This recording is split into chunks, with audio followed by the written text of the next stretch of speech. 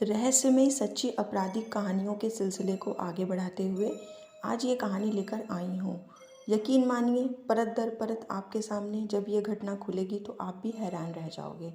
कहानी है एक मासूम लड़की की, जिसके साथ दिल दहला देने वाली घटना को अंजाम दिया गया। आखिर क्या हुआ था उस लड़की के साथ?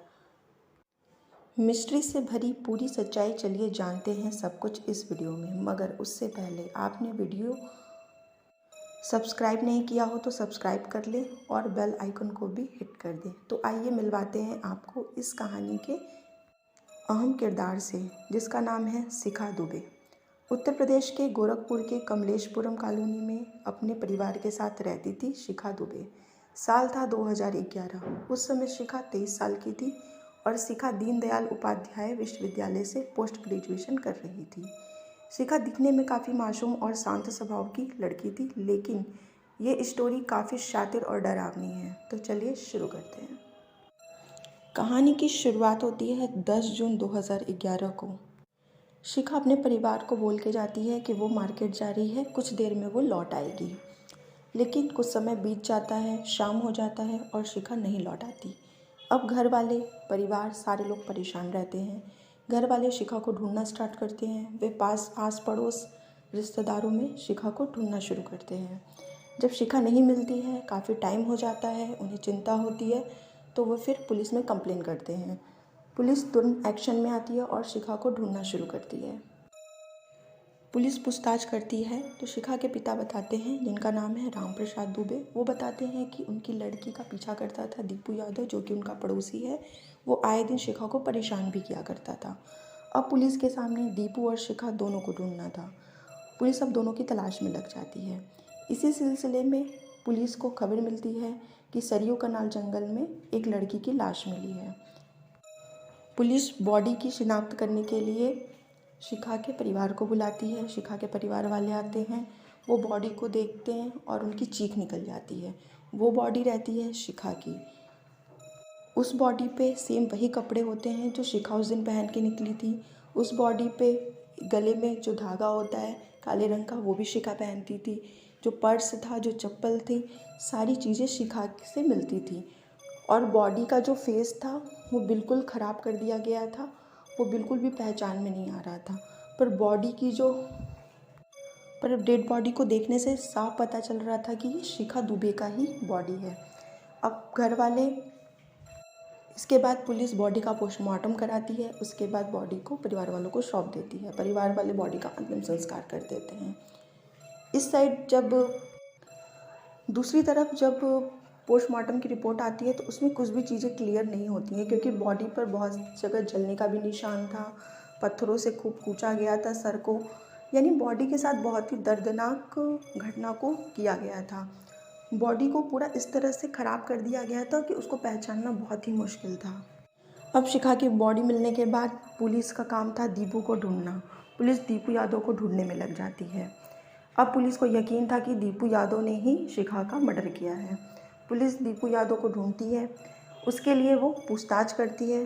दीपू का एक दोस्त मिलता है जो कि बताता है कि दीपू सोनभद्र में अक्सर आया जाया करता था।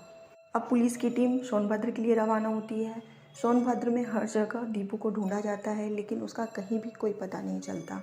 फिर पुलिस अपने मुखबिरों से पता लगवाती है तो पता चलता है कि दीपू सोनभद्र के ही किसी जंगल के इलाके में रह रहा है। पुलिस को जो घर बताया जाता है, पुलिस वहाँ जाती है और दरवाजे को नॉक करती है। दरवाज़ा नॉक करती है और जैसे ही दरवाज़ा ओपन होता है, खुलता है, पुलिस पूरी तरह शॉक्ड हो जाती है, क्योंकि दरवाजे को खोला था एक लड़की ने, और वो लड़की कोई और नहीं, शिखा दुबे थी। अब पुलिस सोच में पड़ जाती है, हैरान हो जाती है कि जिस लड़की का अभी कुछ दिन पहले अंतिम संस्कार हुआ था, वो यहाँ कैसे। उसके बाद पुलिस शिखा को हिरासत में लेती है और फिर अंदर जाती है रूम में, तो वो और शॉक्ड हो जाती है क्योंकि दीपू यादव भी अंदर ही था। अब पुलिस दोनों को गिरफ्तार करके वापस लाती है और फिर पूछताछ करती है। पूछताछ में दोनों शिखा के घर वाले जब शिखा को देखते हैं, उससे मिलते हैं, तो उन्हें बिल्कुल विश्वास नहीं हो पाता अपनी आंखों पे। वे समझ नहीं पा रहे थे कि आखिर कुछ दिन पहले उन्होंने जिसका अंतिम संस्कार किया वो लड़की कौन थी, और ये जो सामने खड़ी है ये उनकी बेटी है या कोई और। पुलिस हिरासत में लेके शिखा और दीपू से पूछताछ करती है। शिखा और दीपू बताते हैं कि वो दोनों एक दूसरे से प्रेम करते थे, एक दूसरे से शादी करना चाहते थे, लेकिन उनके घर वालों को एक दूसरे से मिलना पसंद नहीं था उनका, और वो उन दोनों की शादी भी नहीं कराते क्योंकि वो दोनों का कास्ट अलग था। शिखा के जो पिता थे उन्होंने हिदायत दिया था शिखा को मिलने से, बिल्कुल मना किया हुआ था। इसकी वजह से दोनों का मिलना जुलना बंद था। पूछताछ में शिखा बताती है कि मैं जब घर से निकली थी उसके 2 महीने पहले ही मैंने दीपू के साथ शादी कर लिया था, मंदिर में चुपचाप। उसके बाद दोनों अपने अपने घर चले गए थे। दोनों मिलना जुलना कम कर दिए थे। शिखा जब कभी कभार मार्केट निकलती थी तो दीपू से मिल लेती थी। दीपू जो है वो बहुत परेशान रहता था, वो शिखा के साथ रहना चाहता था। अब तो उसने शिखा से शादी भी कर लिया था। दीपू ने अपने दोस्त सुग्रीव को अपने और शिखा के बारे में सारी बातें बताई। सुग्रीव जो था वो एक ट्रक ड्राइवर था और दीपू का दोस्त था। सुग्रीव उसे बताता है कि जैसी शिखा है वैसे ही एक लड़की को वो जानता है, उसका नाम है पूजा कुमारी। वो लड़की बिल्कुल ही शिखा की तरह दिखती है, उसी एज की है, और उसका पूरा पर्सनैलिटी भी शिखा की तरह ही है। अब दीपू के दिमाग में एक आइडिया आता है। वो सुग्रीव को अपने आइडिया में शामिल करता है और दोनों मिलकर प्लान बनाते हैं। और दीपू बताता है कि उसने और सुग्रीव ने मिलकर एक प्लान बनाया कि पूजा को मारकर उसकी जगह शिखा के कपड़े, सारे उसकी चीज़ें रखकर वो और शिखा यहाँ से चले जाएंगे कहीं दूर, और घर वालों को लगेगा कि शिखा का किसी ने हत्या कर दिया। इस प्लान में शिखा भी शामिल थी। शिखा जब पहली बार अपने घर से निकली थी लास्ट टाइम में, तो उसने मार्केट से अपने लिए कपड़े, चप्पल, सारी चीज़ें खरीद ली थी ज़रूरत की। उसके बाद दोनों जंगल में गए जहाँ सुग्रीव ने पूजा को नौकरी के बहाने बुलाया था। पूजा जो है वो एक गरीब घर की लड़की थी, शादीशुदा थी, उसका 3 वर्ष का एक बच्चा था। वो हमेशा काम के सिलसिले में हर किसी से बात करती थी। उसी सिलसिले में उसने सुग्रीव से भी बात किया था और उसे अपनी परेशानी बताई थी कि मुझे कहीं नौकरी दिलवा दो।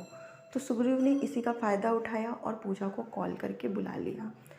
उसे वो अपने ट्रक में बिठाकर जंगल की तरफ लाया, जहाँ पे पहले से शिखा और दीपू उसका इंतज़ार कर रहे थे। जैसे ही शिखा को लेकर सुग्रीव आया, दीपू, शिखा और सुग्रीव ने मिलकर पूजा की हत्या कर दी। उसके बाद शिखा ने जो कपड़े पहने थे उसे वो पूजा को पहना दिए। शिखा ने जो चप्पल पहने थे वो भी उसने पूजा को पहना दिए। गले में जो काले रंग का धागा था उसे भी उसने पूजा को पहना दिया। शिखा ने जितनी चीज़ों को, पूजा कुमारी की डेड बॉडी को पूरी तरह शिखा का रूप दे दिया गया। अब बारी थी डेड बॉडी को ठिकाने लगाने का। इसके लिए इन्होंने जानबूझकर सरयू कनाल के जंगल में डेड बॉडी को फेंका, जिससे परिवार वालों को पता चल सके कि शिखा की हत्या हो चुकी है। डेड बॉडी को ठिकाने लगाने का काम दीपू ने सुग्रीव को ही सौंप दिया। उसके बाद दीपू और शिखा वहाँ से सोनभद्र चले गए। बॉडी को सरयू कनाल के जंगल में फेंकने के बाद सुग्रीव भी अपने काम पर चला गया और फिर उसके बाद तीनों ने आपस में मिलना बंद कर दिया। जब ये केस खुला, जाहिर है सब हैरान हो गए। परिवार वालों को तो विश्वास ही नहीं हो रहा था कि उनकी मासूम से दिखने वाली लड़की सिर्फ अपने मतलब के लिए एक 3 वर्ष के बच्चे को उसकी माँ से अलग कर सकती है, साथ ही एक हत्या भी कर सकती है और इतनी बड़ी साजिश को भी रच सकती है। शिखा दुबे, सुग्रीव सब जेल पहुंच गए हैं और अब जेल में ही अपना जीवन व्यतीत कर रहे हैं। आज की ये कहानी थी शिखा दुबे की दिल दहला देने वाली कहानी। अगर आपको कहानी पसंद आई तो चैनल को लाइक करें, शेयर करें, सब्सक्राइब करें, दूसरों के साथ भी शेयर करें। आगे आप किस स्टोरी के बारे में जानना चाहते हैं कमेंट बॉक्स में कमेंट करें। मैं फिर मिलूँगी आपको नई स्टोरी के साथ। तब तक के लिए अपना ख्याल रखें।